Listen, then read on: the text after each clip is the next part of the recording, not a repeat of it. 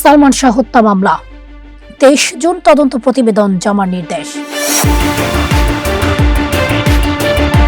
চিত্রনায়ক সালমান শাহ হত্যা মামলার তদন্ত প্রতিবেদন জমা দেওয়ার জন্য আগামী 23 জুন দিন নির্ধারণ করেছে আদালত। আজ ঢাকার সংশ্লিষ্ট আদালতে মামলাটির তদন্ত প্রতিবেদন দাখিলের দিন ধার্য ছিল। তবে তদন্ত সংস্থা প্রতিবেদন জমা দিতে না পারায় আদালত নতুন এই তারিখ নির্ধারণ করেন।